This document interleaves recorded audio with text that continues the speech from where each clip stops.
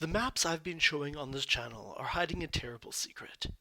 Longtime viewers know that all of these maps are generated procedurally, using linear algebra and vector calculus and a little bit of randomness. And there's so much going on under the hood. What I'm showing right now is just one summary view of terrain and settlements. I could also be showing you summer temperatures or political boundaries.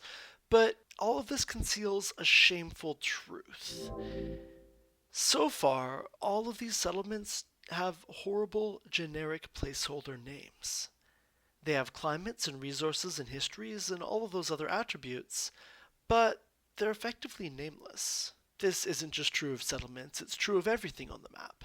How do we fix this? How do we put names on the map that actually use all that dense information we've already built in about these places? As a start, I think it's worth looking at how real-world city names work. Some evoke the ideals of the city's rulers, often in a liturgical language. Others refer to resources or economic activity, even if those aren't relevant whatsoever to the city's current reality. Others reflect a specific person who might be part of the city's history, or maybe someone who reflects the religious or political allegiances of the city's founders. And others very literally describe the city's role in its country. In the fantasy world-building context, authors have a ton of scope to choose place names that make the world feel richer for the readers, while also helping them keep track of what's going on in this world. Tolkien set the bar high for fantasy place names, with countries like Gondor and Mordor and Eriador suggesting some unfamiliar but intuitive grammar, and evocative names like Mirkwood and Rivendell, and dual names from different cultures like Moria and Khazad-dûm. To some extent, he got away with this because he was able to include appendixes to include the meanings of names and how he translated them into English, and he was early enough in the world-building game that simply calling a place the Shire felt like pastoral simplicity and not a place the secondary characters talk about in a young adult dystopia novel, and he was able to use selective translation into English to make the good guys seem comprehensible and everyone else seem a little more removed in a way that an author probably wouldn't go for today. When the Inheritance trilogy leaves the lofty confines of the palace, the place names hint at a world with a deep history and evolution over time. For example, when the Maro people's homeland of Maroland is destroyed, the survivors end up living in a place called Nimaro. A city shadowed by a giant tree has neighborhoods called Isha and Wesha for East Shadow and West Shadow. In general, newer places in this world tend to have names that are more comprehensible to the reader, whereas older ones are more weathered. In the craft sequence, Gladstone uses familiar real-world phonetics to set some expectations. Kavekana feels a lot like 1980s Hawaii, for example, and Chartignon feels a lot like Belle Epoque Paris, and their names have a lot of vaguely Hawaiian and French sounds that might clue you in on that. This lets them efficiently build a world with a lot of very distinct places by relying heavily on our expectations from actual real-world locations. All the way at the other end of the spectrum, in Kingfisher's A Sorceress Comes to Call, only one location is ever explicitly named, even in a book where they visit multiple towns and talk about the Old Country and the North Coast and other far-off locations. And that one named location is a village called Little Haw. And this sole instance of specificity really enhances the out-of-place, out-of-time, fairy tale quality of the entire narrative. So when it comes to procedurally generated maps, we obviously can't match that level of specificity or creativity. Our goal is a starting point for the world you want to build for your story or your game or your campaign, not an endpoint. But ideally, I'd like to do something that captures the evocative nature of both real-world and fantasy place names. And to do this, I'd like to use all the information on the physical environment and history and economy that's already going on in the background of these maps. The approach I'm taking here is one that I'm going to ambitiously call context-aware place names. We're already generating a ton of information about settlements and their history. We can add more information about language, culture, politics.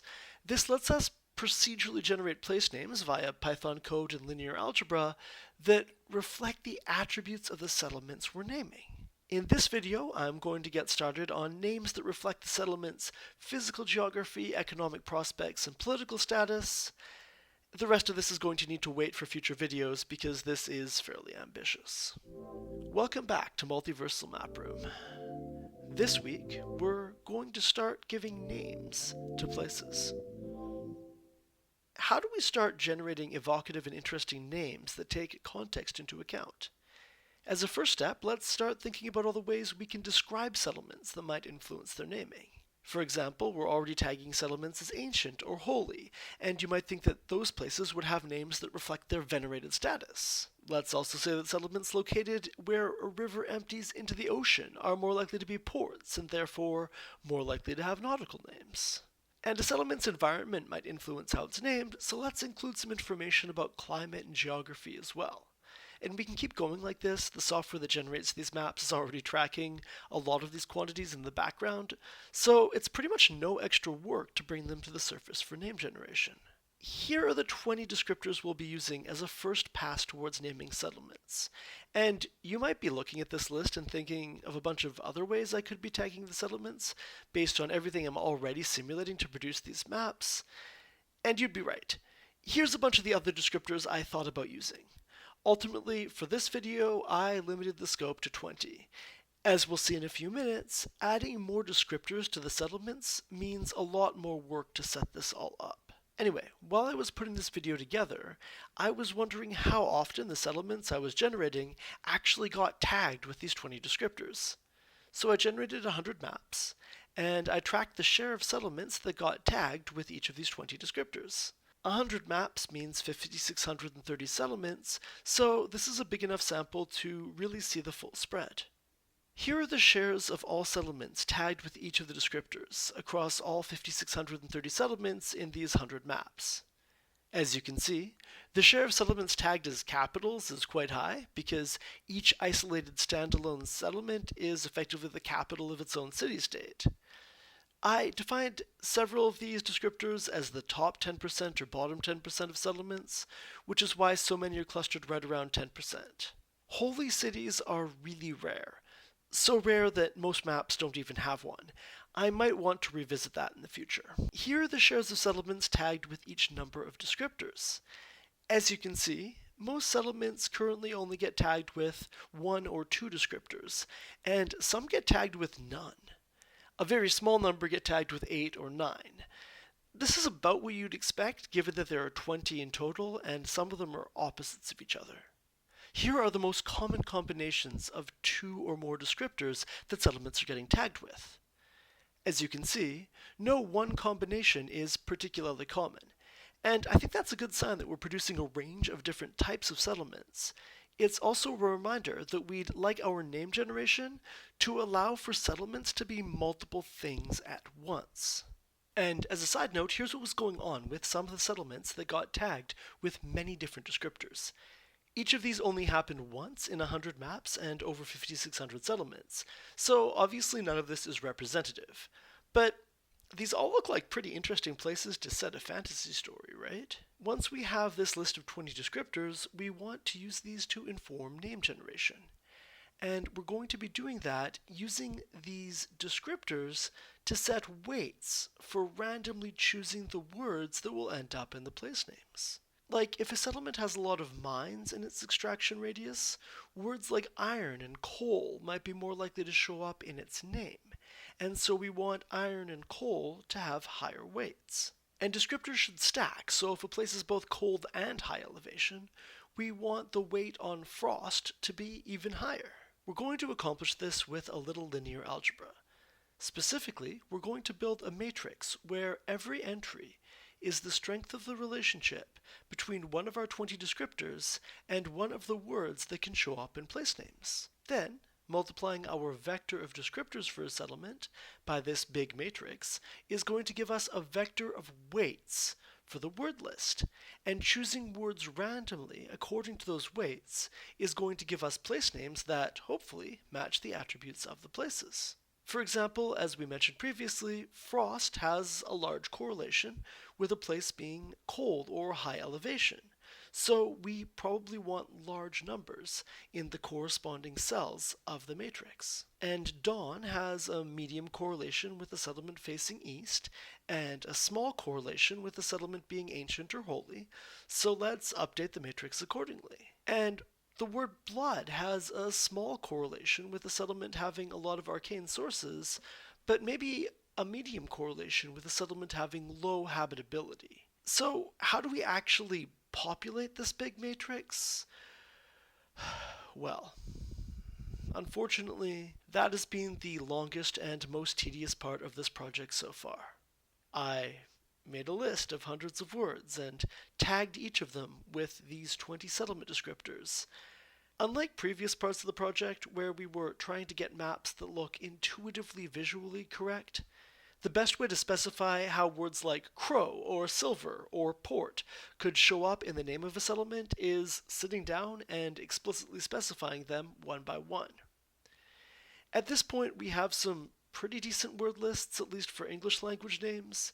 In the future, I'd like to include more personal names in the place names, but that's tough because it's so lore specific. For now, just as a placeholder for those personal names, I'm using this list of names from Arthurian legend. There's one more step here where we actually have to specify what formats a place name can have. This is pretty straightforward. It is very language specific, so any future language packs will need all their own formats. But after matching up hundreds of words with 20 descriptors, getting this done felt very quick and easy. So once we have all that, we can go from a map like this to one like this. There is a lot going on here. We get mountain settlements called Sacred Frost and Grey Shadow Tower. There's a big rich city called Amber Haven. Small towns in the temperate lowlands get pastoral names like White Willow and Apple Field and Chalk Manor. We also end up with a city with a big port and a very large arcane source called Old Tusk. And this is the kind of specificity and context awareness I was hoping for. These place names are all very English and reflect the settlement's current status more than their history, but we'll fix that in later iterations. For now, this feels like a really promising first step. Here's another map where some areas have really densely packed settlement names. To make this one a little clearer, I'm just going to show the names for the most populous settlements. As you can see, even among the couple dozen largest, we end up with a lot of variety in place names. I particularly like the city built on a river valley being Deep Ditch, and the low habitability town on a flat coastal area being Rat's Plain. That's a specific kind of place that makes sense in a lot of fantasy settings, I think.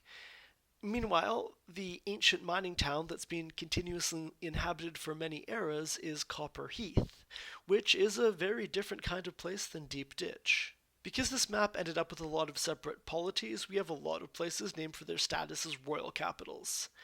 I think this is a very strong argument for including more languages on the map. That being said, I think it's fun to imagine the kind of queen that would rule from a cave high in the mountains. This map has some very large arcane sources in the resource layer. Many of those give rise to settlements with very low habitability, because settlements happen wherever resources occur, even if it isn't particularly habitable. And places with high arcanity and low habitability end up with some very fun names. I particularly like Grim Keep, Reaved Folly, and Dragon Sword Spire. This map has a lot of settlements on that island in the northwest corner, so let's zoom in on that. Several of the names up here are more nautical in a way that reflects a low-lying offshore island. Cleft Isle, Lime Ferry, and Port Birch all seem like very reasonable place names for this geographical context. Low-lying island places with mines in the resource layer have a fairly high probability of ending up with salt-themed names, because it seems reasonable to assume that salt might be extracted in a place like this. One port with lots of arcane sources and very low habitability has the excellent name Wormskull Landing, which is exactly the kind of heightened fantasy context-aware place name that I was hoping for. Now that we have this initial working example, where do we go from here? In the short run, I'd like to put up a name generation demo so that you can play around with this tool and give it context and find out what kind of place names it generates and let me know if it's working. I don't think the full map generation is quite ready for a demo yet, but this feature is relatively standalone. And because I've had to manually compile all these lists of words and tags, I think it would benefit from some experimentation and iteration. Once that's up and running, I'd like to be able to layer in more history and let the fact that settlements might have a past of being cursed ruins or great metropolises or holy pilgrimage sites influence their names today. This is probably going to come with more linguistic variety, so I need to think about how to implement that. In general, I'd like to get more languages available in place name generation and let different eras and different geographies use different languages. I think this is going to add a lot more depth to the place names and a lot more interest to the map. But I should probably nail things down for the language I'm most proficient in before tackling any others. At any rate, that's all for this week. As always, I'm grateful for feedback and suggestions, so don't hesitate to leave a reply. In the next video, I'll have some information to share on context-aware place name generation demo that you can try out. Thanks for watching all the way to the end, and I'll see you next time.